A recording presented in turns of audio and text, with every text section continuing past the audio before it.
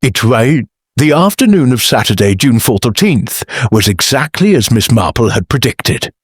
Mild, with a light southerly breeze carrying the scent of roses and jasmine in bloom in the gardens of St. Mary Mead. The village's annual festival had been in the works for weeks.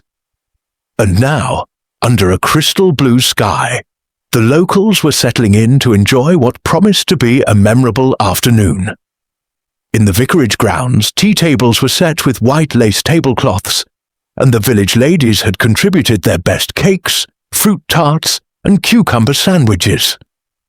Garlands of wild flowers adorned the wooden posts, and a small band of local musicians tuned their instruments in the south corner of the garden.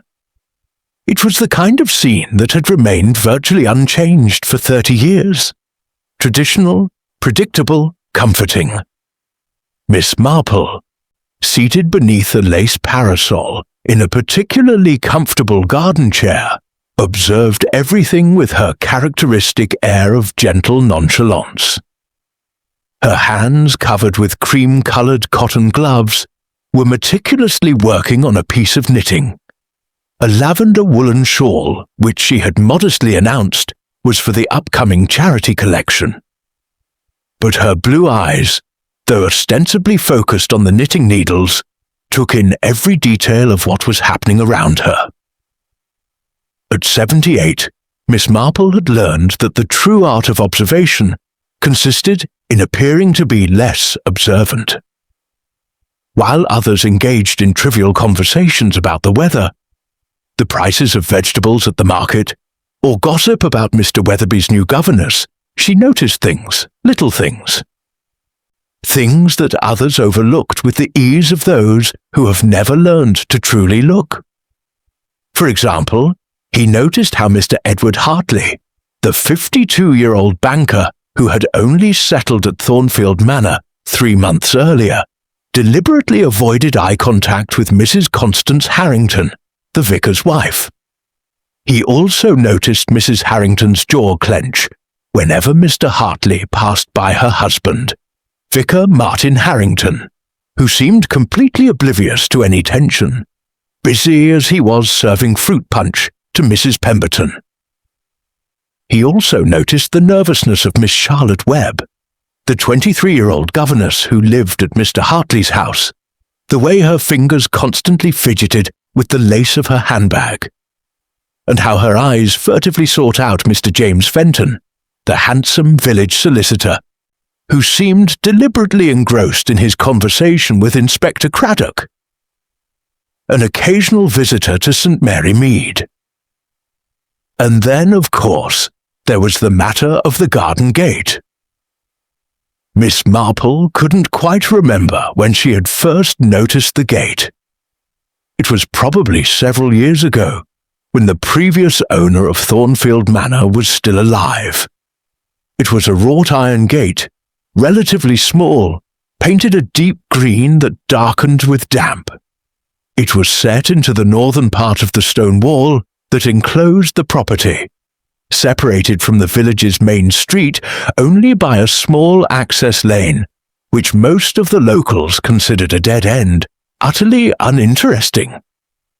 The peculiar thing about the garden gate, as Miss Marple had observed during the festival 2 years ago, was that it was never open. Mrs. Harrington had mentioned it once, in a casual conversation after Sunday service. She had said, in the tone of someone sharing a trivial piece of gossip, that the door had been closed for so long that it probably couldn't be opened anymore. That it was a minor mystery of the village, one of those architectural details that forms part of the peculiar character of an old place. But Miss Marple had noticed that 3 nights before, someone had placed a small pot of flowers by that door. The flowers were fresh, recently cut, and the flowers didn't appear there on their own. It was Mrs. Wilson, Miss Marple's maid, who first mentioned that something was amiss. "I've seen lights in the north of Thornfield at night," she remarked while ironing the sheets. "Strange lights, miss, as if someone were using a lantern in the back garden. At very unusual hours. Miss Marple had filed this information away without comment, simply smiling with that indefinable expression that kept Mrs. Wilson puzzled as to whether she had actually heard her. Now, as the festival continued its peaceful course, Miss Marple noticed that Mr. Hartley had excused himself from the event. He had been there 15 minutes ago, talking with Mr. Pemberton about some investment matters, but now he was gone. His absence was so discreet that probably no one else had noticed it. But she had. He also noticed that Charlotte Webb, the governess, was repeatedly looking towards the vicarage garden gate, which led to the north alley. And then, at exactly 4:30 in the afternoon, something happened that would forever change the peaceful existence of St. Mary Mead. A heart-rending scream pierced the air of the festival. It wasn't the startled scream of a woman who sees an insect, nor the cry of surprise from someone who's burned themselves with hot tea. It was a scream of pure horror, the kind that emerges when the mind confronts something it refuses to believe. It came from the north, from the alley that ran parallel to the main street, right where the garden gate stood. The band stopped abruptly. Conversation ceased as if someone had severed a thread. For a moment, there was absolute silence, that white, terrifying silence that precedes chaos. Then, panic. Mrs. Pemberton was the first to rise, her movements clumsy and frightened. Mr. Pemberton tried to keep her seated, but she was already on her feet, shouting, "What's happened? What was that?" The vicar abandoned his position as host and began to walk toward the vicarage door. Several women linked arms around each other, their voices rising in a chorus of frightened speculation. Miss Marple deliberately and unhurriedly folded her knitting and carefully placed it in the knitting bag lying beside her. Then, using her ivory walking stick, she rose with a grace that belied her advanced age. While others hurried about in a chaotic fashion, she walked calmly toward the source of the sound. What he found in the north alley was something he had vaguely, intuitively feared ever since he had noticed the flowers by the garden gate. The body of a woman lay on the gravel floor of the alley, barely 3 meters from the iron gate. She was dressed in a pale grey coat, now stained with dark red.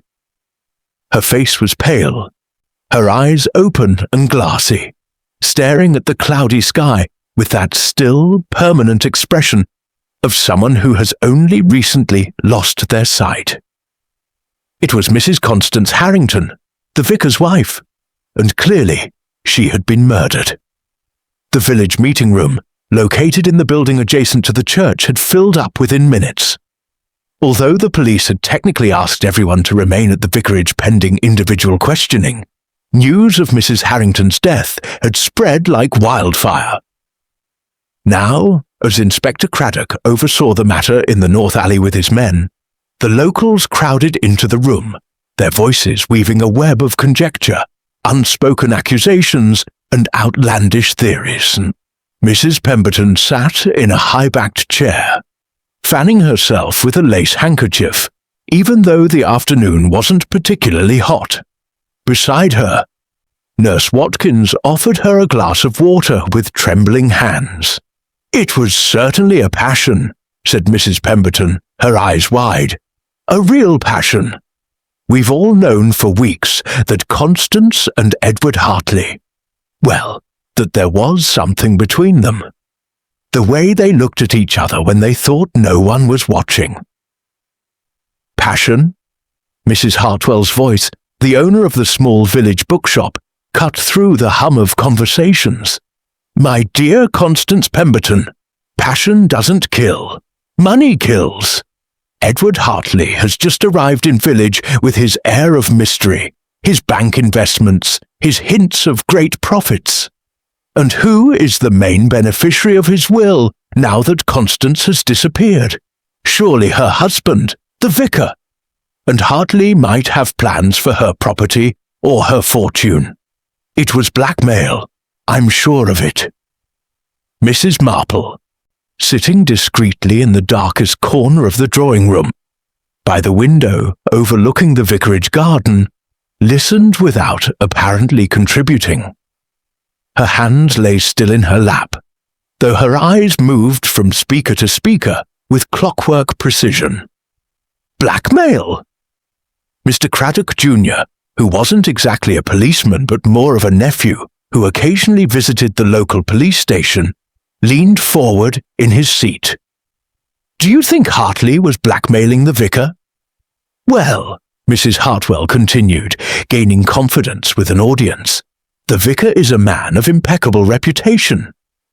If Hartley discovered something about his past, something that could ruin his position in the church, then Constance would be the perfect instrument. Wives always know everything, don't they? Perhaps she was the one who told Hartley about her husband's dark secrets, and Hartley decided to use them. Mrs. Pemberton frowned, her temporary indignation giving way to intrigue. What kind of secrets? Vicar Harrington is the most virtuous man I've ever known. Exactly, someone murmured from the back of the room, prompting nervous giggles. In another corner, Charlotte Webb was being comforted by Miss Jennifer Ashworth, the butcher's unmarried daughter, who was holding her arm with the kind of sympathy that can only be offered when one sees an opportunity to be at the center of a drama. Poor Charlotte, Miss Ashworth whispered, just loud enough to be heard. Living under the same roof as a murderer. Because it was clearly Hartley, wasn't it? Outsiders always bring their bad habits with them. I bet she saw everything, didn't she? Did you see it? Did you see it, Charlotte? Charlotte Webb, whose face had taken on a pale ashen hue, shook her head mechanically. Her eyes were fixed on a point on the wall, but she didn't seem to really see it. Her lips moved slightly, as if rehearsing words she would never utter aloud. Poor Constance, Mrs. Hartwell continued, now with a tone of feigned sympathy that completely contradicted the tone of her earlier analysis. Caught between the desires of a predatory man, Hartley must have insisted on meeting her. Perhaps she tried to break off the affair, to reject him, and he simply, well, he couldn't allow his reputation to be compromised. Easier to eliminate the woman than to face the scandal. Mr. James Fenton, the lawyer, who until that moment had remained silent in a seat near the door, looked up from his clasped hands. With all due respect to your speculation, he said in that measured tone that lawyers are trained to develop from their training, nothing that has been said here constitutes evidence of anything. Hartley may have been with Constance Harrington. He may have experienced a mutual attraction, but that doesn't make him a murderer. In fact, if they were involved, as some people have suggested, then why would he kill her? He would have had more to lose than to gain, because she threatened to confess everything to her husband, Mrs. Hartwell replied quickly. A crisis of conscience. Virtuous women always have those crises. Hartley saw his reputation in danger and acted. Vicar Martin Harrington entered the room at that moment, his ashen-grey face a stark contrast to his dark cassock. His sister, Miss Dorothy Harrington, followed closely behind, a woman of 55 who bore a striking resemblance to her brother, though her expression was one of determination where his brother wore only shock. The room fell into an immediate, awkward silence, heavy with the shame one feels when caught talking about someone whose suffering is now real and present. The vicar slowly sank into the nearest chair. He seemed unaware of the stares fixed upon him, nor of the whispers that had begun again, now tinged with performative compassion. "Where were you when it happened?" asked Mrs. Hartwell, who had lost all pretense of tact. The vicar's sister Dorothy raised a protective hand. "My brother is under medical supervision. Questions can wait." But it was the vicar who spoke, his voice like the rustling of old paper. "I was serving punch. When I heard the scream, I went toward the north door. As we all did, I found—" He paused, unable to continue. Miss Marple, observing with her keen eye, noticed something that the others seemed to have missed. She noticed that, when the vicar was interrupted by his sister, a palpable relief crossed his face. Not the relief of an innocent man being protected, but the relief of someone who had been on the verge of revealing something he shouldn't. And then, very subtly, his eyes met those of Charlotte Webb, whose face paled even more. Miss Marple put her hand in her knitting bag and took out her knitting, finding the quiet rhythm of the needles a balm to her mind, which was already connecting threads, weaving a pattern that was not yet fully visible. But it was forming. Slowly, inevitably, the pattern was forming. The vicarage garden had been transformed into what might be generously described as a controlled crime scene. Inspector Craddock, a middle-aged man with a face weathered by years of experience in cases that were rarely as straightforward as they initially appeared, oversaw his men's work with an efficiency that left no room for sentimentality. Constance Harrington's body had been removed an hour ago, leaving behind only dark stains on the gravel and the desolate silence that follows a violent death. Miss Marple, who had technically been sent home to rest after the trauma, had quietly returned to the garden under the pretext of having forgotten her knitting bag. Inspector Craddock, who knew her from previous encounters, simply nodded when he saw her lingering near the festival tables that had not yet been completely cleared. He had learned that the elderly Miss Marple was harmless, observant, and occasionally perceptive. Not the typical intrusion of the curious public that hampered investigations. While pretending to examine a discarded napkin, Miss Marple observed the investigators' movements. She noticed they were paying particular attention to the north alley, where the body had been found. The searchlights illuminated every nook and cranny, every crevice in the ancient stone. But it was something else that caught her eye. The way Inspector Craddock kept returning to the garden gate. The green iron door, the one that had supposedly remained closed for years, now showed signs of intense scrutiny. Craddock and his sergeant, a young man named Willoughby, were examining both the lock and the hinges with the kind of concentration that suggested they had discovered something significant. "What have you found?" Miss Marple heard Inspector Craddock ask. Sergeant Willoughby sat up, holding a small object between his gloved fingers. "The lock is well greased, sir. Very well greased. Too well for a door that's supposedly been closed for years. And here," he indicated with his other hand toward the base of the door, "there are fresh marks in the gravel, as if someone has been opening and closing the door regularly." Inspector Craddock frowned, studying the door with renewed interest. "Does that mean someone has been coming and going from Thornfield Manor through this door? Someone who wished to keep it hidden? Or someone wanted us to think the door was locked?" Sergeant Willoughby replied, earning an approving look from his superior.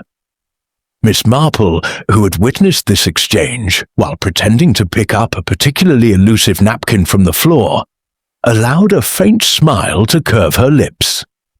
Inspector Craddock wasn't entirely out of her way, but she had mistakenly assumed that the door had been opened to allow a hasty exit from Thornfield Manor. She hadn't considered the possibility that it might have been opened to allow a clandestine entry. Later, as the afternoon slowly slipped into twilight, Miss Marple came face to face with Charlotte Webb on the path leading from the vicarage to the village high street. The governess appeared to be trying to escape, her handbag clutched to her chest like a shield. "Ah, Charlotte," said Miss Marple, with that tone of polite surprise which could have been entirely genuine or entirely calculated. "What a dreadful hour you've had. How is Mr. Hartley? He must be devastated by the news of Mrs. Harrington's death." Charlotte stopped abruptly, her cheeks turning a deep red that had nothing to do with the cool evening breeze.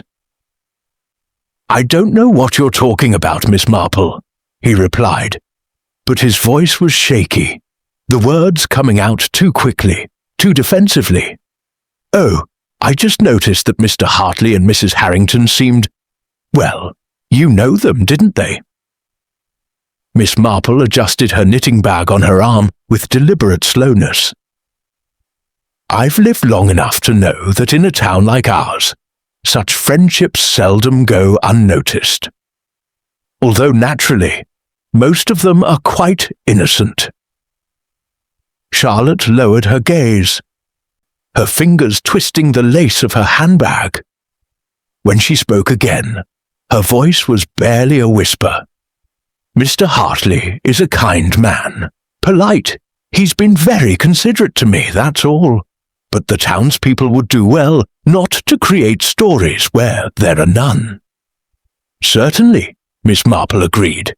"And yet, I'm curious, my dear. Did you know Mrs. Harrington well? Did you get along?" The question was innocent in its wording, but Charlotte seemed to interpret it as if it were accusing her of something terrible. Her eyes widened, and a kind of panic crossed her face. "I didn't know her well," she replied quickly. "I hardly ever saw her. She was the vicar's wife, and I was just a governess. We didn't move in the same circles." "How true," murmured Miss Marple. "And yet Mr. Hartley frequents the same circles as Mrs. Harrington, doesn't he? As a respectable banker, he would naturally have been invited to the vicarage events, charity functions, church services, that sort of thing." Charlotte was now completely pale, with a skin tone reminiscent of that which the deceased's body had acquired just hours before. Her hands were trembling. "I must go," he said abruptly. "Mr. Hartley will be waiting for me with the afternoon lessons." But before he could walk away, Miss Marple placed a gentle hand on his arm. "My dear, if there is anything you see, anything you feel the police should know about, it is important that you share it.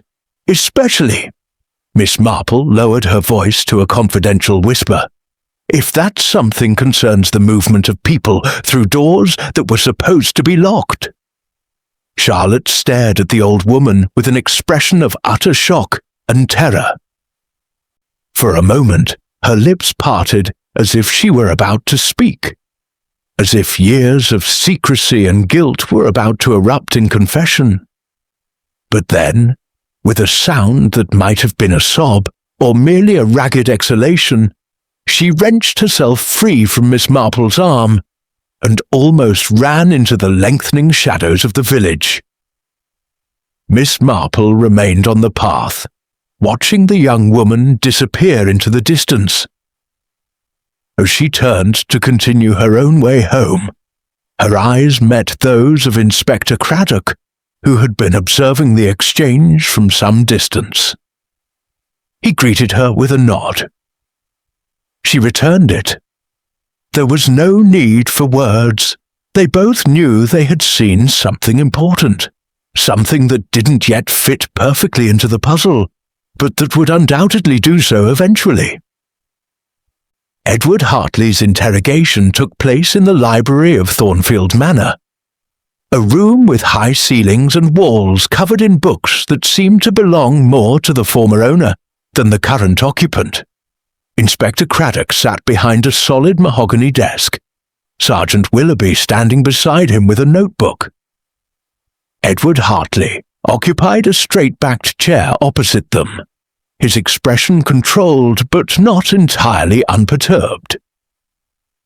Hartley was a distinguished-looking man, with silver hair combed back, a fine suit that suggested a life of financial comfort, and the hands of someone who rarely did manual labor. His greyish-blue eyes maintained direct contact with the inspector. But there was something artificial about his composure, as if it were a mask he wore with practice. "Can you tell me, Mr. Hartley, where you were between 4 and 4:30 in the afternoon?" asked Inspector Craddock, his voice lacking an accusatory inflection, but certainly not friendly. "I was in the garden," Hartley replied without hesitation, "serving punch with the vicar. There are dozens of witnesses who can confirm this."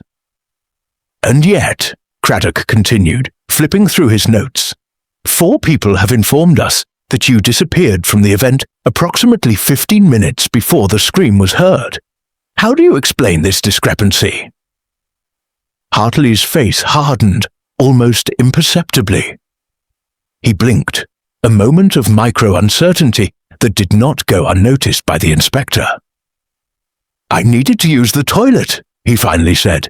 "I came here to Thornfield, where such amenities are more private. It was a matter of a few minutes." "A matter of minutes?" Sergeant Willoughby looked up from his notebook. "To walk from the vicarage to here, use the restroom, and come back. That's more than 15 minutes, sir. Minimum." "Then maybe it was 15 minutes, Hartley replied, with a harshness that suggested his patience was wearing thin. "I wasn't wearing a watch while I was busy." Inspector Craddock leaned back in his chair, studying the man before him. "We have evidence to suggest that you knew Mrs. Harrington more than casually, Mr. Hartley. In fact, several witnesses have mentioned an improper familiarity between you." Hartley's expression changed. His jaw tightened, and his hands, which had been relaxed in his lap, clenched into fists. "What are you implying?" she asked. Her voice lower now, more controlled. "I'm not implying anything, sir. I'm asking if there's a possibility that Mrs. Harrington's death was the result of a romantic dispute. Such things happen. Crimes of passion are not unknown in this country." "There was nothing between us," Hartley replied, too vehemently, too hastily. "Constance was a respectable woman, a devoted wife." Inspector Craddock raised an eyebrow. "Constance? She's on first-name terms with the victim, then?" Hartley didn't answer, but the colour in his cheeks did it for him. Meanwhile, at Miss Marple's cottage, the scene was considerably quieter but no less revealing. Mrs. Pemberton had brought tea, a gesture that under any other circumstances would have seemed an ordinary social visit, but which was in fact a rendezvous with a very specific purpose: the gathering of information. "It's simply dreadful," Mrs. Pemberton said, pouring tea into delicate china cups. "When did you first suspect that Hartley and Constance were, well, that they were more than friends?" Miss Marple accepted her cup with a gentle, considerate, "Thank you, dear." "I never suspected such a thing," he replied cautiously. "I merely observed that Mrs. Harrington seemed unusually nervous in Mr. Hartley's presence, but such nervousness can have many causes." "Like what?" pressed Mrs. Pemberton, disappointed by the lack of confirmation of her theory. "Well," Miss Marple mused, sipping her tea, "it could indicate fear, or disapproval, or perhaps remorse at having given information that I shouldn't have given to someone who shouldn't have received it." Mrs. Pemberton blinked, her mind visibly working to process this alternative. "Remorse? What information?" "Oh, I'm just speculating, my dear. The details of other people's lives that rarely concern us as much as we think they do." But after Mrs. Pemberton left, taking with her the disappointment of having obtained neither confirmation nor new revelations, Miss Marple sat down in her favourite armchair and allowed her mind to wander over the details she had accumulated. Vicar Martin Harrington was a virtuous man by all accounts. But no one is entirely virtuous. Miss Marple had lived long enough to know that everyone kept at least one secret, however small. The relief on the vicar's face when he was interrupted before he could fully explain his whereabouts at the time of the crime suggested a secret of considerable importance. Charlotte Webb appeared to be under considerable emotional stress, but was it due to her involvement in the crime, or simply from witnessing something that frightened her? And the garden gate. That gate that shouldn't have been able to open, but clearly had, and recently. That's when he heard the soft knock on his door. Upon opening the door, she found Sergeant Willoughby looking uncomfortable in his police uniform, within the intimate space of Miss Marple's home. "Good evening, Miss Marple," he said, removing his cap. "Inspector Craddock thought you might be able to answer a few questions about your observations at today's festival, if you don't mind, of course." Miss Marple smiled, a gesture that contained a mixture of genuine kindness and a quiet awareness that suggested she had been expecting such a visit. "Would you like a cup of tea, Sergeant?" he asked, inviting him in. "I think we might have much to discuss, though I must warn you, my observations may not be as clear and definitive as you expect. Life rarely is." As they sat, with Sergeant Willoughby producing his notebook, and Miss Marple beginning a carefully considered account of what she had seen without actually seeing anything conclusive, one fundamental truth became clear. Inspector Craddock was pursuing the most obvious theory, the crime of passion theory. But Miss Marple, with her accumulated knowledge of human nature, knew that crimes were rarely as simple as they seemed, and that the most important clues were often those that didn't become obvious until someone dared to ask why something that should be true simply wasn't. The next morning dawned grey and damp, the kind of English morning that seemed designed to induce melancholy. Miss Marple had risen earlier than usual, her mind restless with unanswered questions. After a light breakfast of tea and toast, she wrapped herself in her wool coat and decided to take a walk around the village, ostensibly to gather information about how the community was processing the trauma of the murder. Actually, he was heading towards a very specific place. The North Alley, where Constance Harrington's body had been found, was being guarded by a young policeman who seemed bored with his task. Seeing Miss Marple approach, he straightened up slightly, preparing to arrest her. "Good morning, officer," she said with her most innocent smile. "I hope you don't mind if I take a little detour.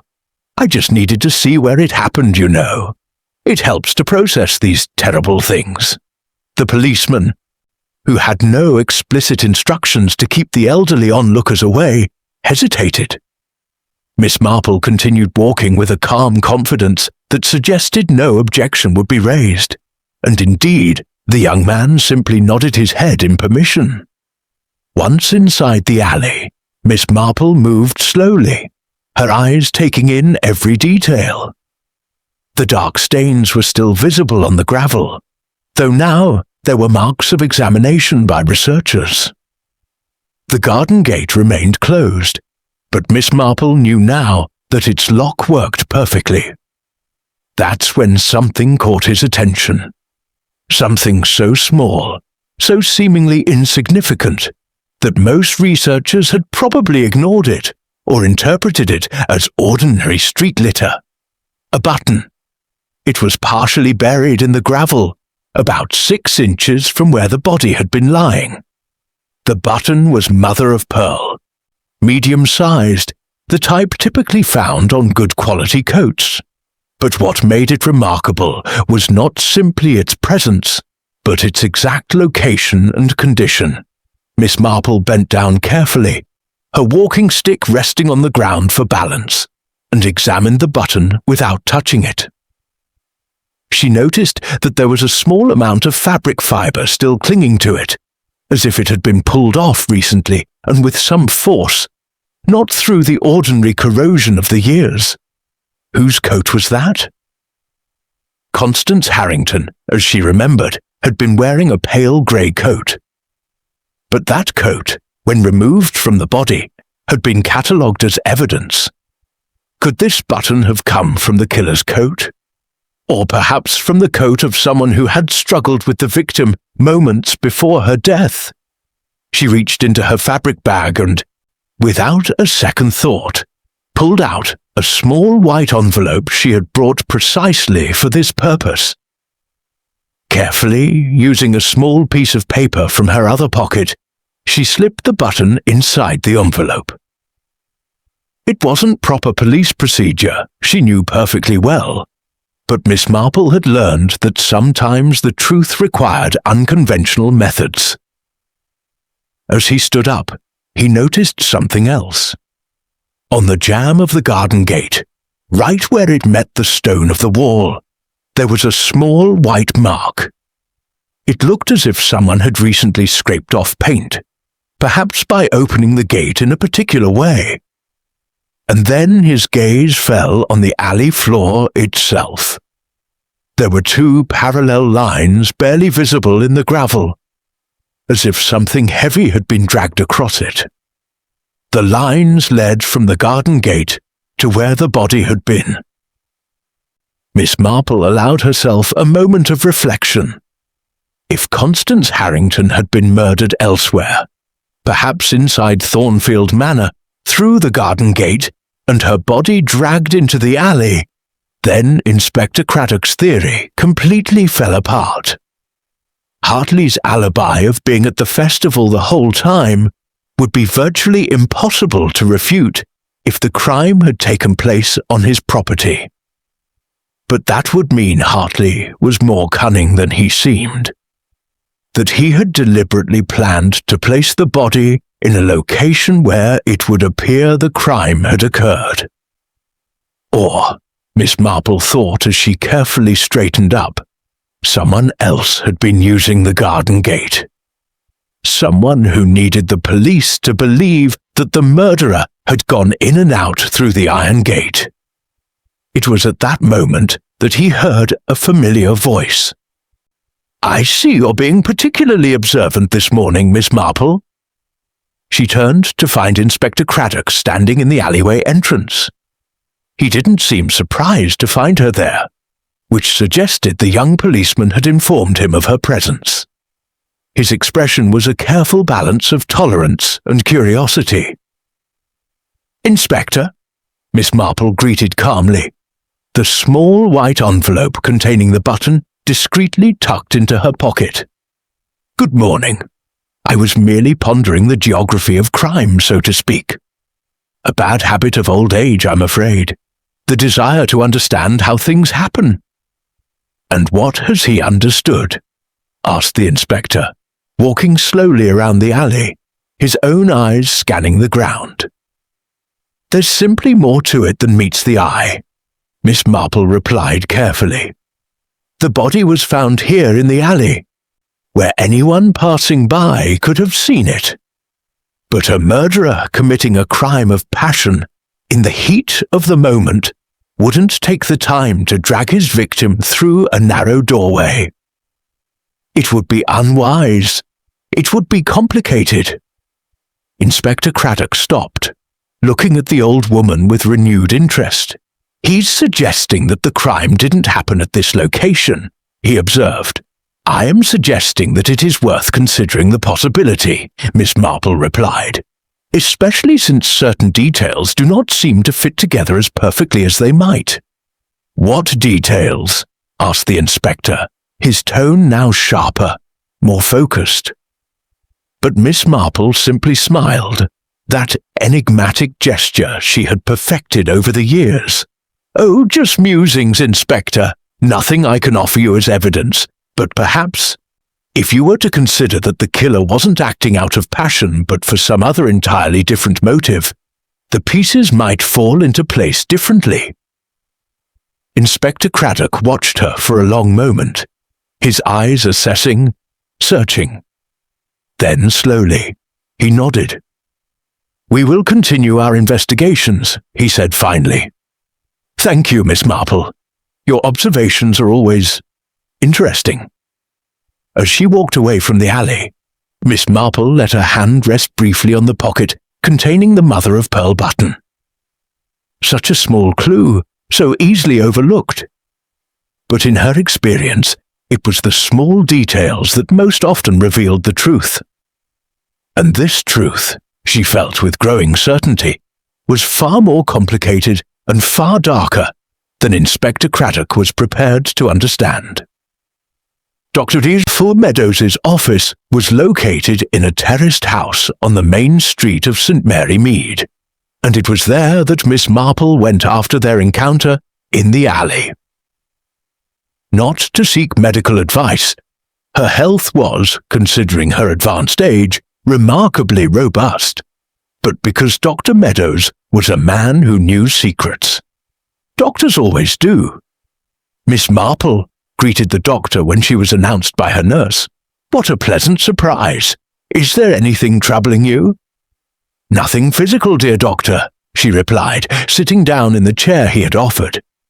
"Just a matter of curiosity. You have treated the families of St. Mary Mead for many years, haven't you?" The doctor nodded cautiously, his eyes narrowing slightly. He knew Miss Marple well enough to know that her visits were rarely without purpose. "I have been a doctor in this community for 30 years, he confirmed. "Then," Miss Marple continued, "perhaps you can help me understand something about the nature of certain emotional disorders, specifically those connected with long-held secrets. How do such secrets affect a person? Do they leave visible marks, so to speak?" Dr. Meadows leaned back in his chair, pondering the question. "Secrets," he said slowly, "are like untreated infections, Miss Marple.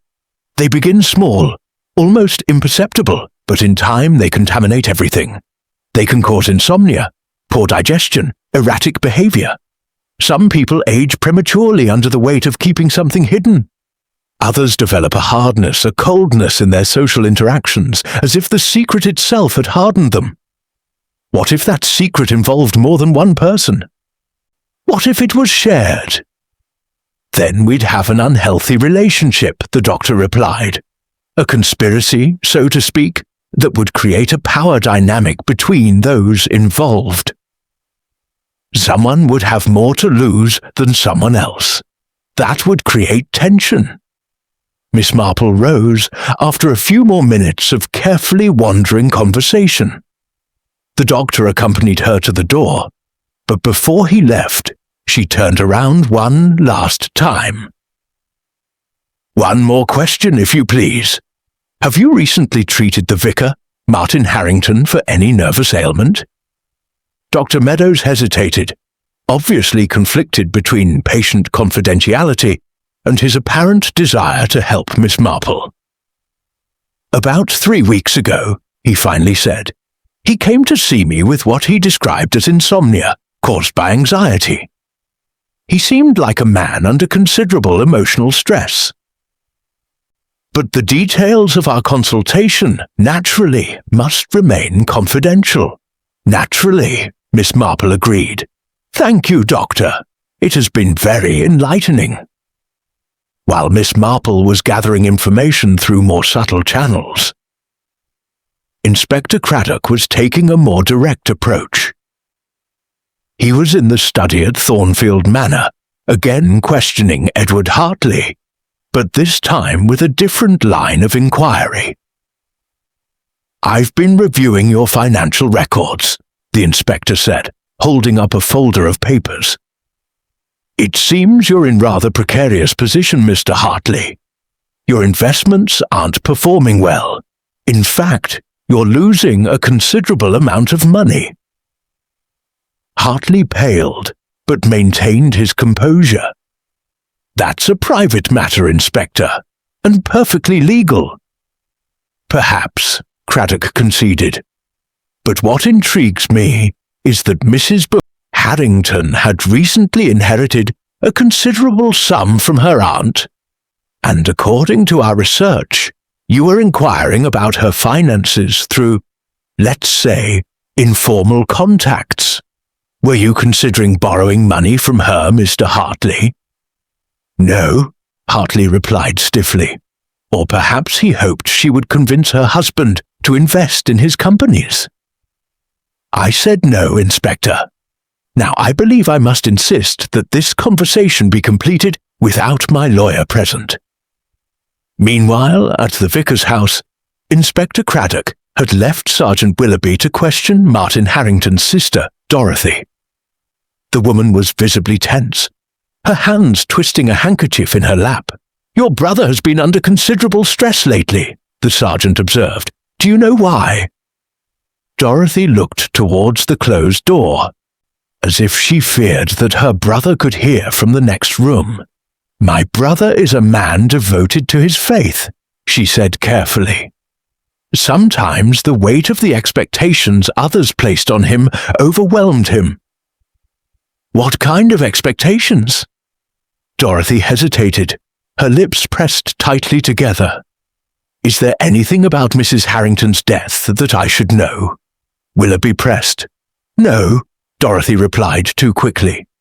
"Nothing. It's just Constance wasn't always the ideal wife for a clergyman. There were people in the village who questioned her loyalty."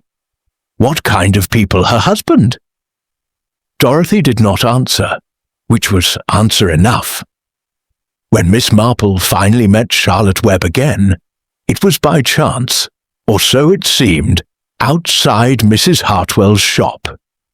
Charlotte was carrying bundles of cloth, evidently having been charged with some housework.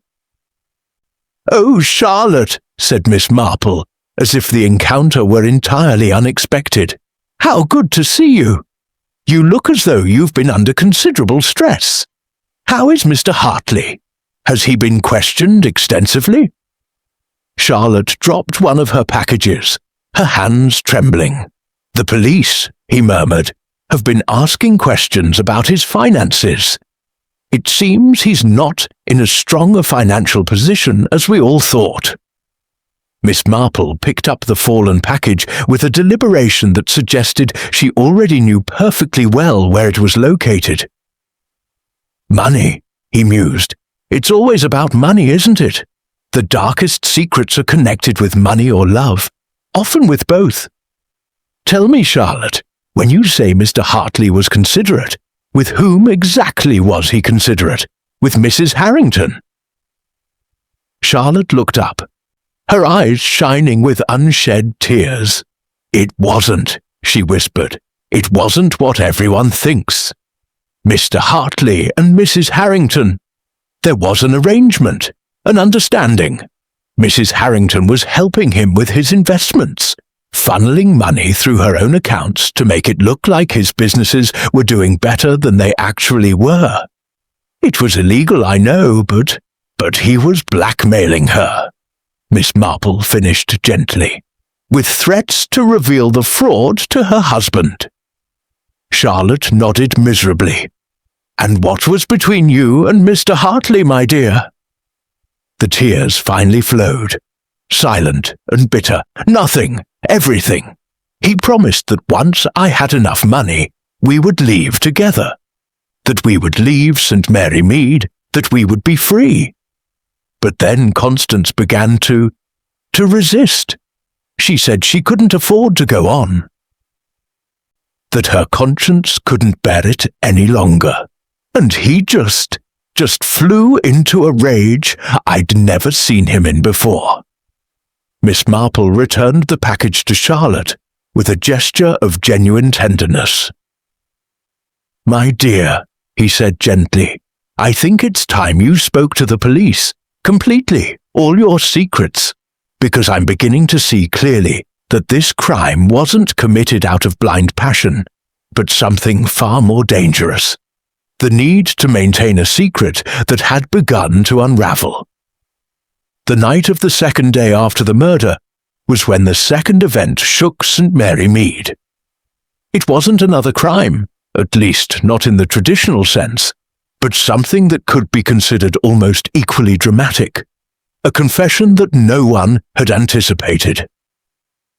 Vicar Martin Harrington, unable to bear the weight of guilt that wasn't entirely his own, arrived at the local police station shortly after 9 o'clock that evening. He came alone, without his sister, his hands trembling and his usually serene face contorted with emotional anguish. Inspector Craddock was still at the station, reviewing the case notes, when he was informed of the vicar's arrival. Craddock personally escorted the man to the interrogation room, curious but cautious, knowing from experience that voluntary confessions often contain both truth and falsehood, intertwined in such a complex way that it required considerable skill to unravel them. "Vicar Harrington," the inspector began, lighting a cigarette. "This is a surprise." "I know where the gun is," Martin Harrington said without preamble, his voice cracking. "I know where Hartley hid the knife that killed Constance, and I know why he killed her." Inspector Craddock leaned forward, his expression completely focused. "Go on." Martin Harrington took a deep breath, as if he were about to dive underwater and wasn't sure if he could make it back to the surface. "Constance confided her secrets to me 3 weeks before her death," he began. "She told me she was entangled in an illegal arrangement with Edward Hartley. That he was using her, blackmailing her, threatening to reveal her involvement unless she continued funneling money. She was terrified, Inspector. Terrified that her life would fall apart, that I would find out through the church or through other means." "And how did he respond to this?" Craddock asked. "I told her to go to the police, to reveal everything, that it was the only way to escape Hartley's control. But she was afraid of the legal consequences, of going to jail, of our marriage, which was already complicated, being completely destroyed." The inspector raised an eyebrow. "Complicated?" Martin Harrington looked away, his jaw clenching. "Our marriage wasn't what the town thought," he said slowly. "Several years ago, Constance and I agreed to a certain separation. She had her own interests, her own friends. I had mine. It was an arrangement of convenience. But despite that, or perhaps because of it, I felt a duty to her. A responsibility to protect her from people like Hartley." "So?" Craddock pressed. "So, when she finally decided she couldn't continue with the fraud, that she was going to confess everything, I told her I would go with her. To the police, that I would support her through the legal process, that we would face the consequences together." Inspector Craddock paused, studying the vicar's face. "And when was this?" 4 days ago, the afternoon before the festival celebration at the vicarage. While the vicar was confessing at the police station, Miss Marple was having her own confrontation, one that was significantly less official, but possibly more revealing. She had sent a message through Mrs. Pemberton, requesting that Edward Hartley visit her at her home. The message indicated that she possessed information concerning Charlotte Webb that required his immediate attention, and that it was in the utmost interest of them to discuss the matter privately. Hartley had arrived about an hour after nightfall, his expression a mixture of curiosity and caution. Miss Marple had received him in her sitting room, where a fire crackled in the fireplace, and the clock on the mantelpiece ticked the seconds with its steady tick-tock. "Mr. Hartley," she greeted him, gesturing for him to sit down. "Thank you for coming. I know these are particularly difficult times for you." "What's this all about?" Hartley asked, remaining standing. "From Charlotte Webb," Miss Marple replied gently. "From a heartbroken young man who is considering confessing his knowledge of her illicit relationship with Mrs. Harrington." Hartley paled, but maintained his composure. "There is nothing illicit between us. Mrs. Harrington and I had a business agreement, nothing more." "An understanding involving fraud?" Miss Marple asked, her sharp eyes scanning his face. "And blackmail? And promises made to a young governess that you would love her, that you would elope, provided she remained loyal while you sorted out your financial affairs?" Hartley slumped into the chair, the fight leaving his shoulders. "Who told you this?" she asked in a low voice. "Someone who has a great deal to lose if he doesn't tell the truth," Miss Marple replied, "and someone who loves him, despite everything he's done.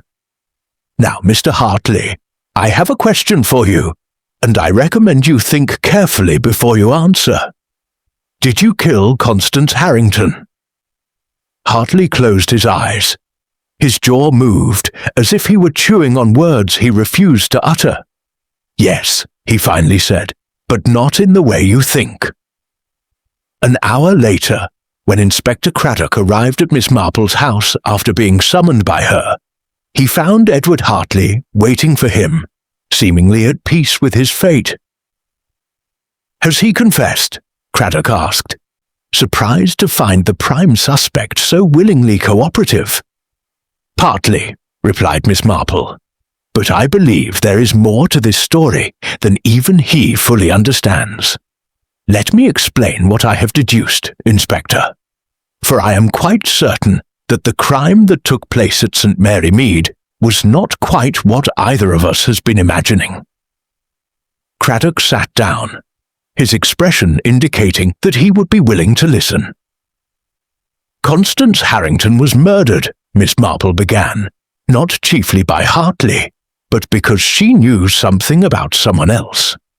Something which, had it been revealed, would have destroyed that person far more completely than the revelation of the fraud would have destroyed Hartley. Mr. Hartley, in fact, was a pawn in the hands of another. Someone who had even more to lose than he did." "And who would that person be?" Craddock asked. But before Miss Marple could reply, there was a noise from outside. The sound of a car engine hurriedly starting, followed by the squeal of tires on the street. Inspector Craddock jumped up and ran to the window. He saw Vicar Martin Harrington leaving the police station. Apparently the confusion over his stay had resulted in his temporary release, being driven away in a dark car by his sister Dorothy. "Is he running away?" Craddock asked, incredulous. "Oh no, Inspector," Miss Marple replied with surprising calm. "He's simply finally admitting what we've both suspected all this time. The real motive, the real murderer, and the real reason why a garden gate that had supposedly remained closed for years suddenly became so important." The search for Vicar Harrington and his sister Dorothy continued for the next 18 hours. Police issued alerts, railway stations were contacted, and the main roads leading out of St. Mary Mead were searched. But it was as if the earth had swallowed them both up, leaving behind only unanswered questions, and an entire community plunged into uncertainty.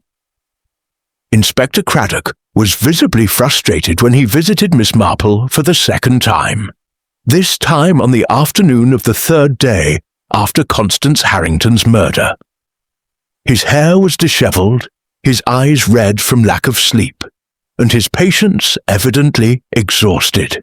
"Miss Marple," he began without preamble, "you know something you haven't told me." "Of that I am quite certain," And now I have two possible murderers on the run, a young governess at the police station afraid for her life, and an entire village beginning to believe that its local authorities are completely incompetent. So please, I beg you, tell me exactly what is going on here." Miss Marple invited him in with her usual composure, offering him tea which he impatiently declined. Once seated, she gazed at him with that expression of infinite understanding she had honed over decades of observing humankind. "Inspector," he said slowly, "I need your permission to conduct an experiment. A small scenario designed to provoke a reaction in someone who has been feigning with remarkable skill for the past 3 days." "An experiment?" Craddock seemed skeptical. "What kind of experiment?" "One that requires your cooperation, but also your faith in my method. I've spent my life observing people, Inspector. I've seen how we lie, how we conceal the truth, how we betray ourselves through small gestures and words. I believe I know who killed Constance Harrington, but I need you to confirm it." Inspector Craddock exhaled slowly, considering. Then, with a gesture of surrender, he nodded. An hour later, the main figures of St. Mary Mead had been summoned to the village meeting hall, the same one where the initial speculation after the murder had spread. Edward Hartley was in police custody, sitting under guard. Charlotte Webb was present, her eyes swollen from crying. Dr. Meadows had been called in to oversee any medical eventuality, and in the back chairs, waiting with a patience born only of guilt or utter innocence, were some of the main suspects and witnesses.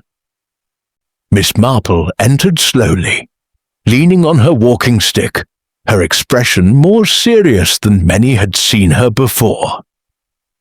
Inspector Craddock followed her, watching with barely contained interest what was about to happen.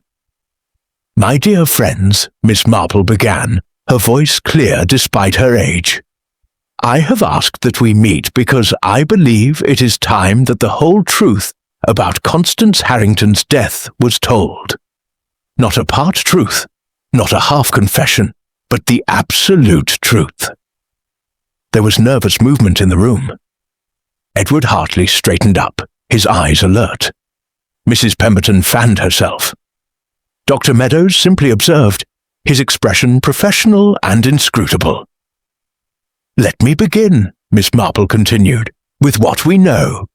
We know that the garden gate at Thornfield Manor has been in regular use, despite having been ostensibly locked. We know that Constance Harrington was entangled in a financial fraud with Edward Hartley. We know that she was considering confessing her actions to the police. And we know that sometime during the afternoon of the festival, she was brutally murdered." She paused dramatically, her eyes sweeping around the room. "But what many of you don't know," he continued, "is that Constance Harrington also knew a secret.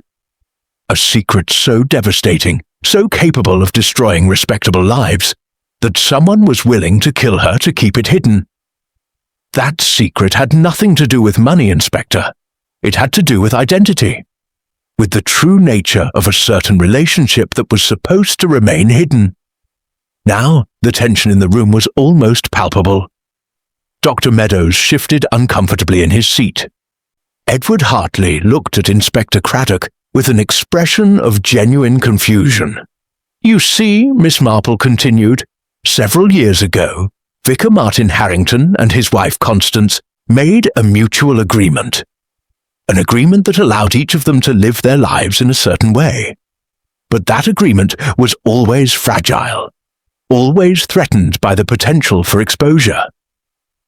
For you see, Constance Harrington had discovered something about the true nature of Martin's relationship with her sister Dorothy. Something that, if revealed, would not only destroy his reputation, but might also result in criminal charges. There was absolute silence. Not even the sound of breathing disturbed the stillness. "Are you suggesting," Inspector Craddock asked slowly, "that the vicar and his sister had an inappropriate relationship?" "No, Inspector," Miss Marple replied calmly. "I'm suggesting that the relationship was far more than inappropriate. I'm suggesting that Dorothy was not Martin's sister in the sense we have all assumed. I am suggesting that she was his daughter, an illegitimate child brought into the household under the guise of being a sister." There was a stifled gasp from Mrs. Pemberton. Dr. Meadows rose from his seat, his expression stern. "That's baseless speculation," he declared, his voice sharp. "Is it?" replied Miss Marple, turning to him. "Or is it simply the truth that only you, Doctor, would have fully known? For being the family doctor for 30 years, you would have been present at the time of Dorothy's birth, wouldn't you? You would have known exactly how unusual it was for Martin Harrington to return from the continent with a sister no one knew existed." Dr. Meadows paled, his jaw clenching, but he didn't speak. And when Constance Harrington started asking questions, when she began threatening to reveal this secret as part of her own confession to the police, someone acted. Someone who knew that exposing such a thing would be infinitely more destructive than any accusation of financial fraud. Miss Marple turned now directly towards Edward Hartley, who was looking at her with wide eyes of understanding. "You were used, Mr. Hartley," she said sympathetically. "You were manipulated into acting as the apparent culprit. You were told to kill Constance Harrington, promised protection, money, a new life. But the truth is that neither you nor Martin Harrington were the principal perpetrators of this crime." "So who?" asked Inspector Craddock, his voice barely audible. Miss Marple slowly pointed at Dr. Meadows, someone who felt a paternal responsibility to protect his patient's secrets, someone who knew that if Constance revealed the truth, it would not only ruin a clerical career, but expose a young woman to a scandal that would haunt her for life. Dr. Meadows, I believe, was the one who actually murdered Constance Harrington. And it was Martin Harrington who, out of loyalty to his sister and knowledge of the truth, allowed Hartley to take the blame. Dr. Meadows rose from his seat with deliberate slowness. His face, which had been a professional and controlled mask for years, finally cracked. Without denying anything, without protesting, he simply stood and waited. It was the capitulation of a man who knew that the truth ultimately was inevitable. Inspector Craddock signalled to his men, and the doctor was led out of the drawing room with surprising dignity. But before he crossed the threshold, Miss Marple raised a hand. "If you'll allow me, Inspector," he said gently, "I believe those present deserve to hear how all the pieces connect. Not just to satisfy their curiosity, but to understand the true nature of secrets and how they corrode people from within."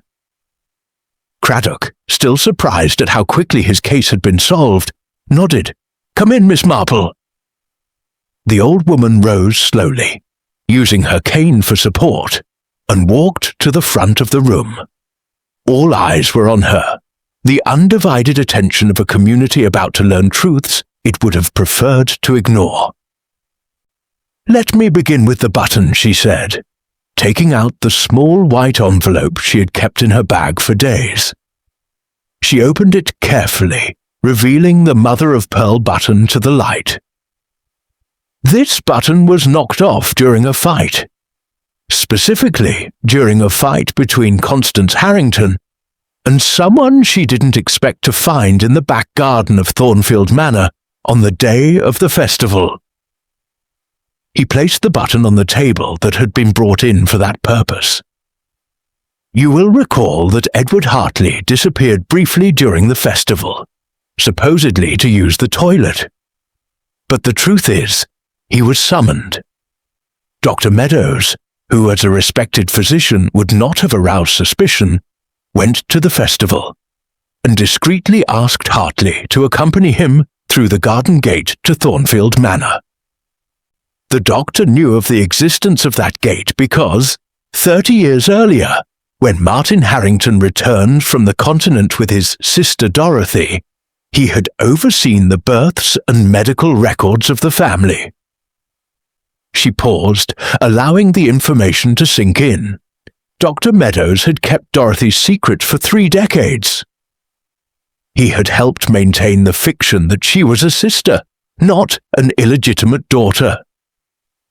But when he learned that Constance Harrington, in her plan to confess her own financial fraud, would also reveal Dorothy's secret, the doctor felt he had no choice.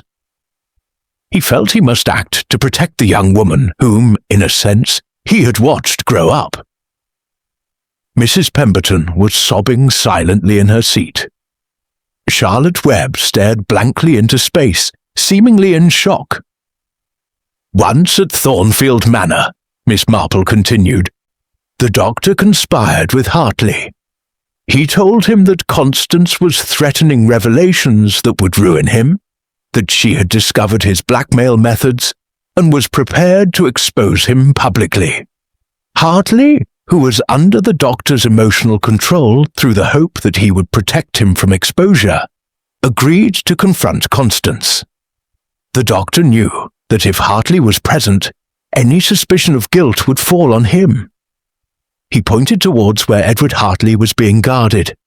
But what Hartley didn't know was that the doctor, who as a physician knew exactly where to strike to cause the quickest death, would be the one to commit the final act. When Constance resisted, when she tried to escape, it was the doctor who attacked her with the surgical knife he had brought from his practice. Hartley, shocked, tried to stop him, which resulted in the fabric being torn and the button being ripped off during the struggle. Now, Miss Marple brought her narrative to its inevitable conclusion. The body was dragged through the garden gate into the north alley, where it would be discovered in a manner that suggested the murderer had fled in haste. The doctor and Hartley cleaned up the evidence inside Thornfield Manor, using cleaning services that Hartley could easily justify. Then the doctor returned to the festival as if he had never left, his absence hardly noticed because doctors are always being called away for emergencies. The tension in the room was almost suffocating. Some of those present were overwhelmed, unable to fully process what they were hearing. But there was one detail the doctor couldn't quite control. Miss Marple continued. Remorse. Vicar Martin Harrington, when he learned what the doctor had done, when he realized it wasn't just Hartley, but the man who had been like a second father to his sister who had committed the murder, couldn't bear it. His initial intention in partially confessing was to protect Dorothy. But when he realized the doctor was allowing Hartley to take all the blame, when he understood the injustice of the situation, he finally knew he had to tell the truth. He paused, allowing his eyes to meet those of Dr. Meadows, who was still in the room, awaiting his fate. "Isn't that right, Doctor?" he asked gently. Dr. Meadows, his face now completely expressionless, simply nodded. "I did it for her," he said, his voice barely a whisper. "I realized I'd made a mistake, that I'd acted impulsively. But I couldn't let Dorothy's life be destroyed. Not after everything we'd done to protect her." "And yet," Miss Marple replied with complex compassion, "by committing the murder, by framing an innocent man, by allowing an entire community to be plunged into fear and mistrust, he has destroyed far more than just Dorothy's reputation.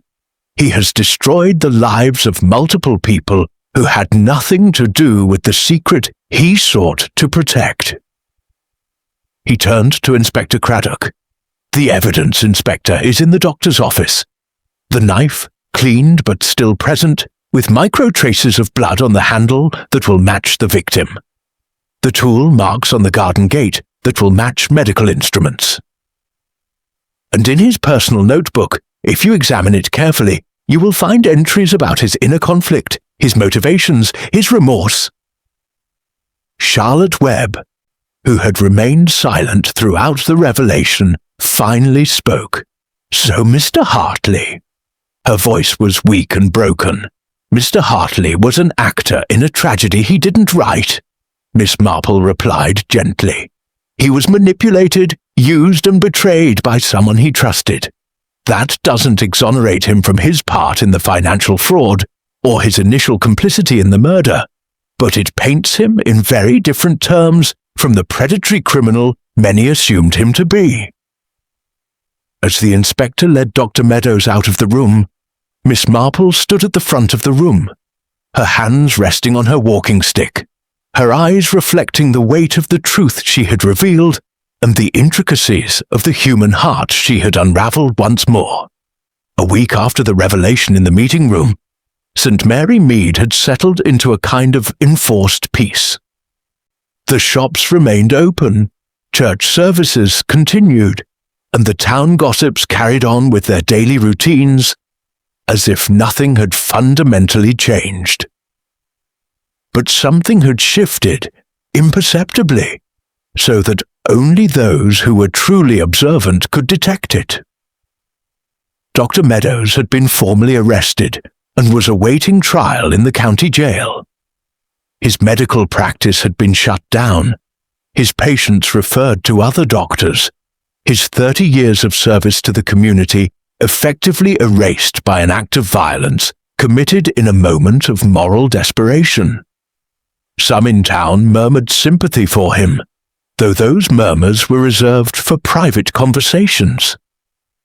Others remained undiminished in their outrage, insisting that the premeditation of his actions made him utterly irredeemable.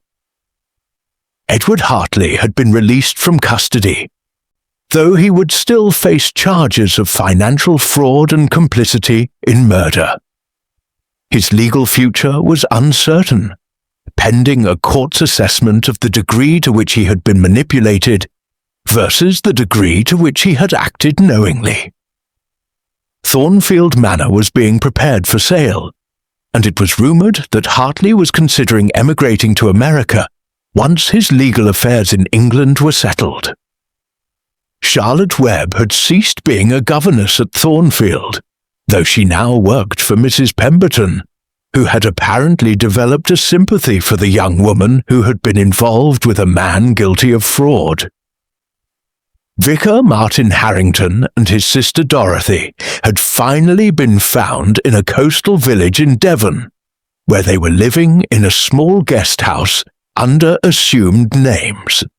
Their return to St. Mary Mead had been quiet and almost unceremonious. While the vicar had been cleared of any criminal charges, his reputation within the religious community had been severely damaged. He had submitted his resignation from his ecclesiastical position, a decision the archbishopric had accepted without delay. He now resided in the empty rectory, awaiting news of his future, while Dorothy remained secluded, rarely seen by the locals who had once known her as the vicar's respectable sister. It was in this atmosphere of incomplete resolution that Miss Marple received an expected visit. Inspector Craddock arrived home on a Tuesday afternoon, the English sky overcast like a grey sheet spread over the village. Miss Marple was in her garden, arranging her rose bushes in a way that suggested a peaceful mind, though her eyes were watchful for his arrival. "Inspector," she greeted, not surprised. "I was expecting you. Please come in. I've made tea." Once inside, as he poured the tea with the precision of someone who had performed the act thousands of times, Inspector Craddock leaned back in his armchair. "I had to come and thank you personally, Miss Marple," he began. "Without your intervention, I would have arrested Hartley for murder and probably spent years building a case against him that, although based on solid circumstantial evidence, would have had holes that a competent defense lawyer would have exploited. The real criminal would have remained free perhaps to this day. I merely observed, Miss Marple replied modestly, and listened, and reflected on what I had seen. Nothing extraordinary, Inspector. It's simply a matter of understanding. Understanding of what? Craddock asked, genuinely curious. That people, Miss Marple replied slowly, are more consistent than we think. If you understand what someone truly is, what they truly love, what they truly fear, then you can predict their actions with surprising accuracy. Dr. Meadows loved Dorothy in a way that was both paternal and obsessive. He feared that her life would be ruined by the revelation of a secret he had helped to create. And therefore, his actions, though violent, were not entirely unpredictable to someone who had watched them grow up over 30 years. Inspector Craddock stirred his tea, deep in thought. "Do you think justice has been served?" he asked after a moment. Miss Marple remained silent for a considerable time. It was a question that required careful consideration, not a quick answer. "Justice," he said finally, "is a more complicated concept than most people understand, Inspector. Dr. Meadows will be imprisoned, possibly for the rest of his life. Edward Hartley will face prison time for his crimes. Vicar Harrington has lost his vocation, his reputation, his standing in the community. Dorothy has lost the life she knew. And Constance Harrington is dead, permanently deprived of the future that would have been hers." He paused, looking out the window at his garden. "Has justice been served?" "In legal terms, yes. The culprit has been identified and will be brought to justice. But in broader terms, in terms of what the moral universe requires, I believe we have all been transformed in ways we will never fully comprehend. The secrets we keep, Inspector, are like cracks in a dam.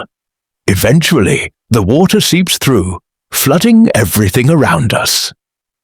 Inspector Craddock nodded, though his expression suggested that he, like most men in his position, preferred to think of justice in simpler terms. "What will happen to Thornfield Manor?" asked Miss Marple, changing the subject with the grace of someone who knows when a line of thought has been exhausted. "It will be sold," Craddock replied. "A London family has bought it. Apparently, they have no knowledge of its recent history. Or if they do, they don't seem to care. People are strange in that way, don't you think?" "It's not strange," Miss Marple gently corrected. "Just living, carrying on. Because what else can one do but carry on, trying to be a little better each day than the day before?" After Inspector Craddock left, Miss Marple remained in her armchair, gazing into the crackling fire in the fireplace. Her hands, covered with cream-coloured cotton gloves, lay still in her lap. On the table beside her, her knitting awaited, the needle half inserted into the lavender wool that would become another shawl for the next charity collection. St. Mary Mead would go on. The gossip would evolve, as it always does, transforming fact into legend, truth into fiction. In 5 years, most of the town's young people would barely remember the specific details of Constance Harrington's murder. But the secrets would remain, buried deep beneath the surface of the community, waiting for the next moment when someone would choose to expose them. And Miss Marple would go on observing, knitting, listening. Not because she believed she could change the fundamental nature of the human heart, but because she believed that understanding, even if late and often incomplete, was better than utter ignorance. She gathered her knitting and continued. her needles making their hypnotic rhythm against the silence of the English afternoon. 3 months after Dr. Meadows's trial, which resulted in a life sentence for premeditated murder, life in St. Mary Mead had settled into a new equilibrium. The community structures remained intact, but its foundations had been permanently reshaped. There was a quiet understanding circulating among the village's residents, an acceptance that what seemed safe and predictable could, at any moment, reveal itself to harbour unfathomable depths. Miss Marple was sitting in her drawing room on a mild Saturday afternoon, as spring was beginning to transform the gardens of St. Mary Mead with its promises of renewal. Her visitor was Charlotte Webb, who was now working as Mrs. Pemberton's private secretary, and whose life had acquired a certain stability, if not exactly happiness. "How are you, my dear?" asked Miss Marple, observing the young woman's more serene face, although still marked by the experience of the last few months. "Better," replied Charlotte, though the words seemed inadequate. "Mrs. Pemberton has been very kind to me, and I've had time to reflect on my errors in judgment." "Are you referring to Mr. Hartley?" asked Miss Marple gently. Charlotte nodded, her eyes lowered. "I think I knew deep down that he wasn't the man he pretended to be," she admitted, "but I wanted to believe him. I wanted to believe he loved me, that we would leave together, that there would be a better life waiting for me outside St. Mary Mead. It's so easy to believe what we want to believe when we're young." Miss Marple smiled with an understanding that encompassed decades of observing such self-deceptions. "Youth," she said, "is exactly that. The belief that our desires can rewrite reality. The mistake is not desire itself, my dear, but the refusal to see what is clearly before us. But that lesson is painful to learn, and often must be learned through experience, not through warning." Charlotte remained silent, processing these words. Then she asked the question that had clearly been on her mind for weeks. "Do you think Mr. Hartley changed? That he was completely manipulated by Dr. Meadows, or that his own flaws were simply exploited?"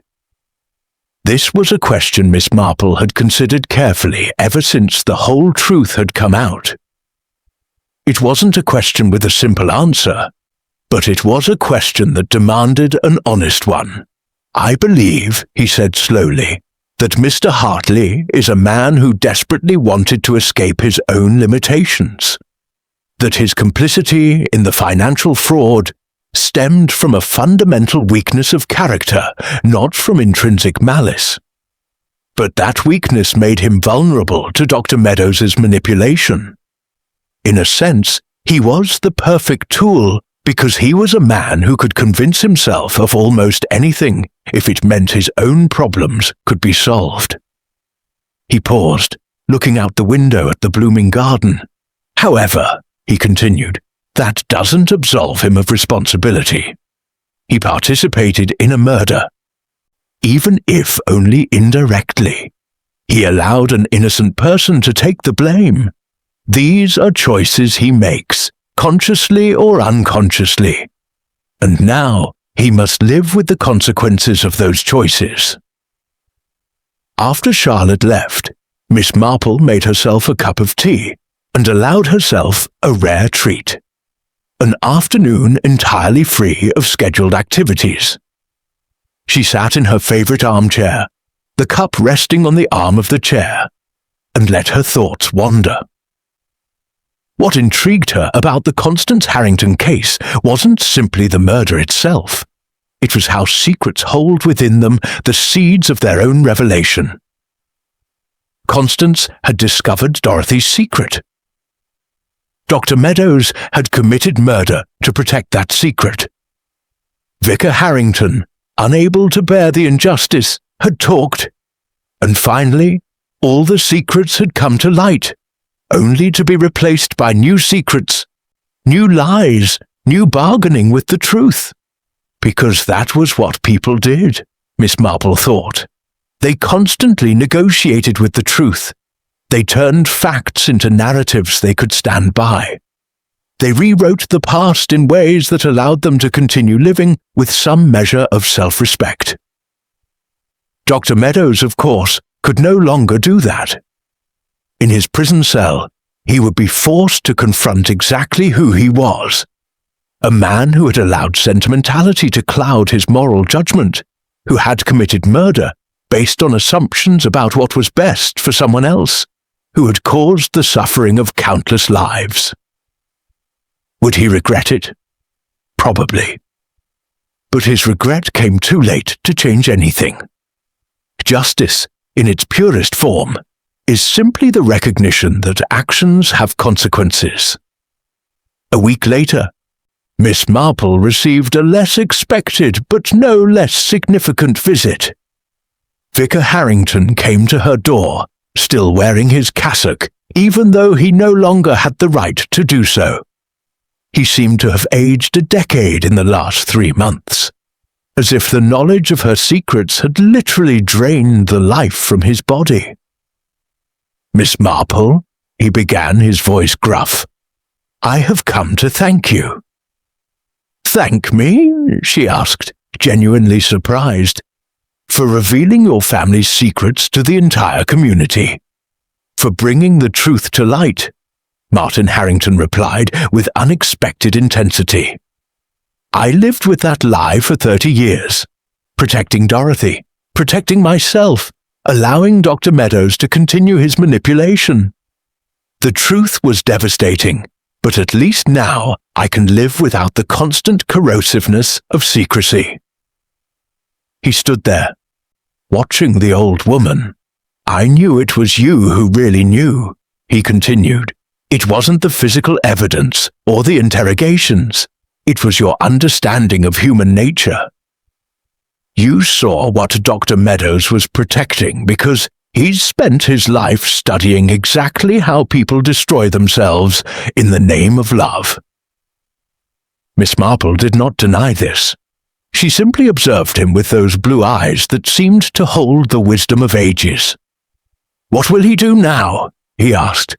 "I'll go serve in a small church in Scotland," he replied, "where no one will know my story, where I can start over with an honesty I didn't have the courage to practice before. And Dorothy," he paused, "Dorothy will come with me, as what she's always been, my daughter, not my sister. Perhaps in time we can build a life that isn't based on lies." After he left, Miss Marple sat in the evening gloom, pondering the vicar's words. He had been right. She had seen, not through some supernatural faculty, but simply through careful observation of what people did when under stress, how their loyalties betrayed them. In the village where she had lived for 50 years, Miss Marple had seen every human drama, every possible version of the human heart. She had seen people's capacity for self-deception, their need to construct narratives that made sense, their willingness to lie not to others but to themselves, and yet she had also witnessed unexpected acts of compassion. She had seen people suffer because of the mistakes of others. She had seen sacrifices made without reward, without recognition. Life at St. Mary Mead would go on. Soon there would be a new scandal, a new crisis, a new opportunity for secrets to flourish in the village's dark garden. But perhaps, thought Miss Marple as she lit the lamp beside her, those who had learned the lessons of the Harrington Meadows affair would be a little more careful about what secrets they kept and why. She gathered her knitting and began a new project. This time it would be something different. Not a shawl, but a blanket. Something large. Something that would require a lot of time and patience. Something that, when finally completed, could provide warmth to someone who truly needed it. And so Miss Marple went on, watching, knitting, waiting, understanding. 6 months after Edward Hartley left St. Mary Mead for America, Thornfield Manor was occupied by a new family. The Ashfords, a middle-aged London couple with 2 teenage children.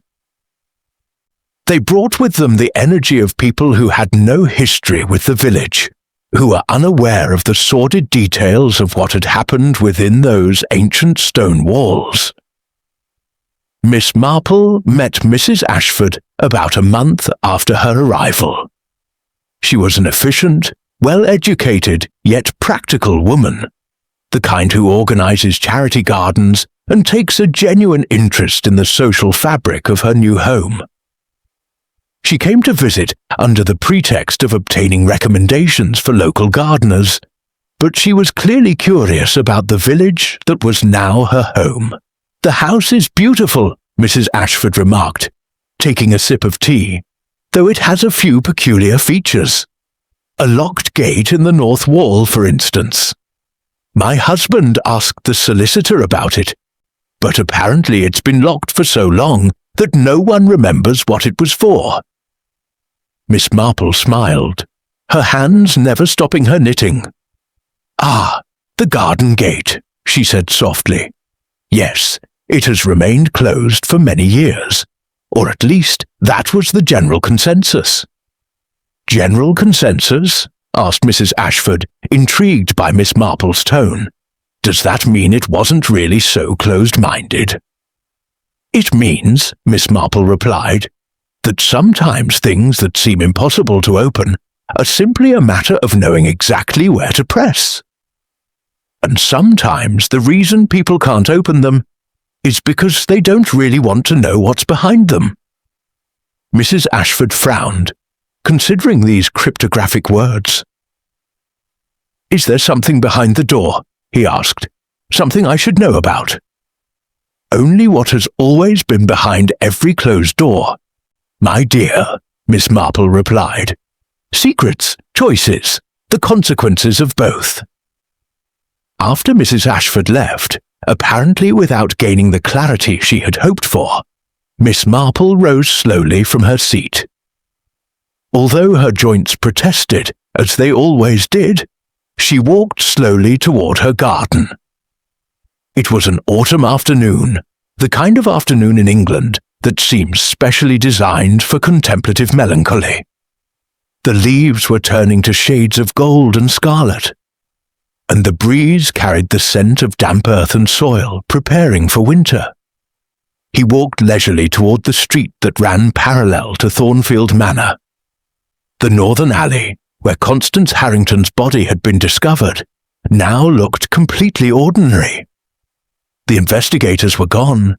The traces of the investigation had faded, and the gravel had been replaced with clean, fresh gravel. Life went on, as it always did. But the garden gate was still there. Green, closed, or perhaps simply waiting. Miss Marple allowed herself a wistful smile. For 3 decades that door had stood, innocent in appearance, quite ordinary. No one in the village, save a few, really knew its purpose. Some presumed it was a relic of a former estate, a connection to gardens that no longer existed. Others simply ignored it, as we ignore most things we don't fully understand. But the door, Miss Marple thought, was a perfect symbol of everything that had happened. The ways in which secrets hide in plain sight.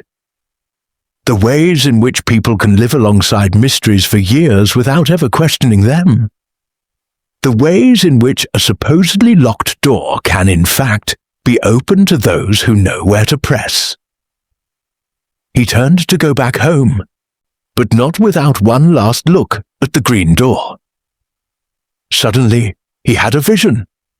In the future, perhaps 10 or 20 years from now, some future occupant of Thornfield Manor might open that door again. They might discover the secrets that had yet to be revealed, or they might simply let it remain closed, finding new peace in its silence. Because that was the real secret of the village of St. Mary Mead. It wasn't that secrets existed. It was that most people preferred to leave them as they were, hidden, ignored, operating in the shadows, while ordinary life went on in the sunlight. That night, as Miss Marple prepared for bed, she allowed her mind to wander over the events of the past few months. Edward Hartley was now in America, starting a new life under a new identity, according to local rumors. Dr. Jasmine Meadows would spend his final years in prison, contemplating exactly when he had begun to go astray, at what point his love for Dorothy had transformed into paternal obsession. Vicar Harrington and his daughter, for that was what Dorothy truly was, had found peace in Scotland. Charlotte Webb continued working for Mrs. Pemberton, a quiet, secure life, devoid of drama. And the village continued as always, with its gossip and secrets, its white lies and uncomfortable truths. What would never change, Miss Marple thought as she switched off the light by her bed, was human nature. People's capacity for secrets, their willingness to lie, first to others, then to themselves, their need to construct stories that made sense, even if it meant ignoring important parts of the truth. But also, and this was equally important, the ability to finally seek the truth, to allow light to penetrate the cracks where secrets had grown, to choose, even if belatedly, honesty over comfort. The garden gate would remain, he thought as he fell asleep. It would remain as a silent sentinel of the mystery. It would remain as a reminder that nothing, absolutely nothing, was as completely closed as it seemed. And Miss Marple would continue at home in St. Mary Mead, knitting, observing, understanding.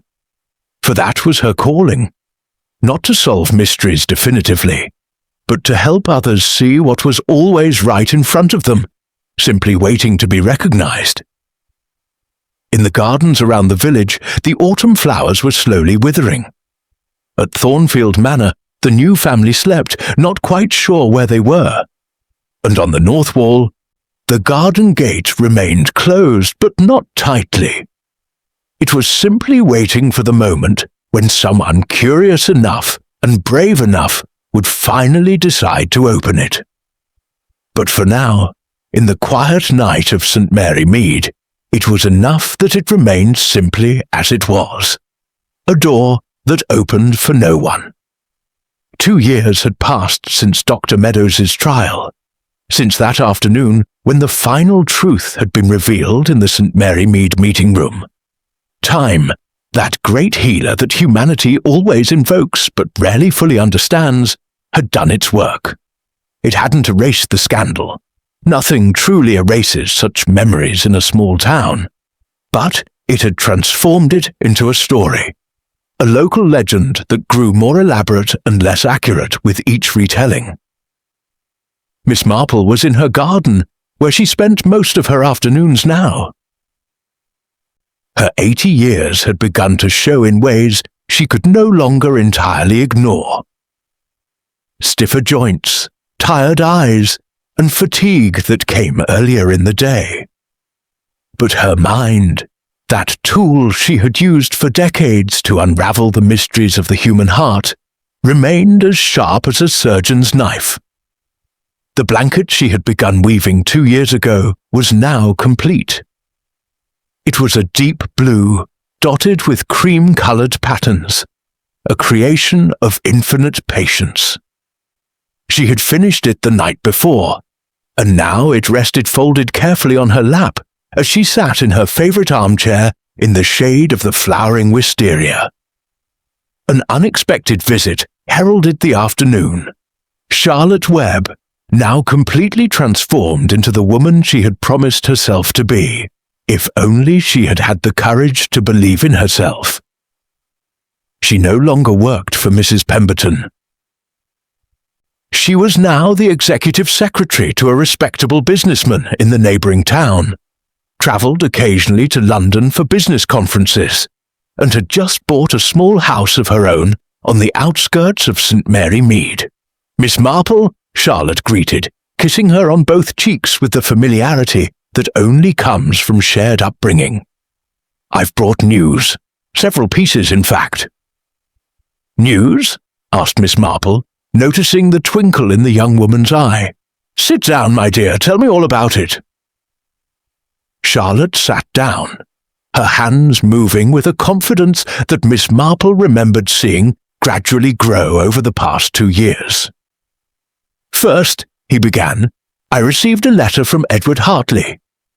He sent the address through several intermediaries, so he didn't really know how to find me, but he finally managed. He's in California, working in real estate investments. He's completely changed, or at least that's what it would seem from his handwriting. He apologized. He really apologized. Not in that obligatory way that people do when they know they have to, but genuinely."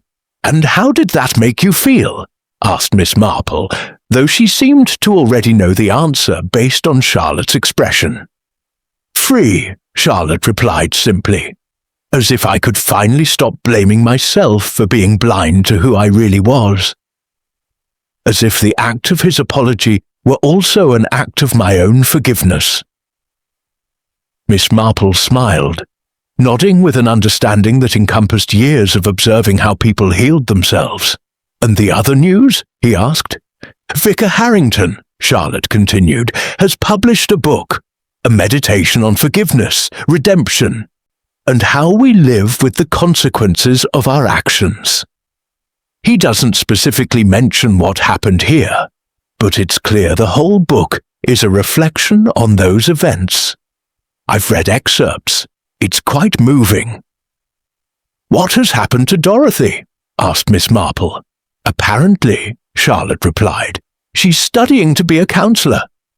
She wants to help others who have lived lives built on lies, who have had to completely rebuild themselves when the truth came out. It's truly beautiful that something so destructive could have led to such a constructive vocation." Miss Marple lifted the blanket from her lap and held it out to Charlotte. "This one's for you," she said.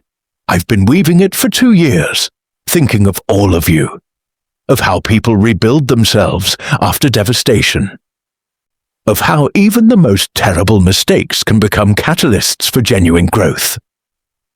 Charlotte took the blanket with a surprised expression, then held it against her chest. "For me? But Miss Marple, I don't—" "You needn't say anything, my dear," Miss Marple interrupted gently. "Just accept. A blanket is simply a reminder that someone thought of you long enough to create something that will last. That is love in its purest form, patience made tangible."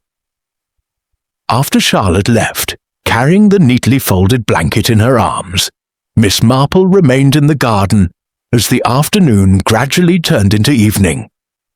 The sky took on those shades of purple and orange that appear only on certain days, when the universe seems particularly generous with its beauty. He allowed his mind to wander, as it often did now, over the events of the past 2 years. Dr. Ash Meadows was still imprisoned.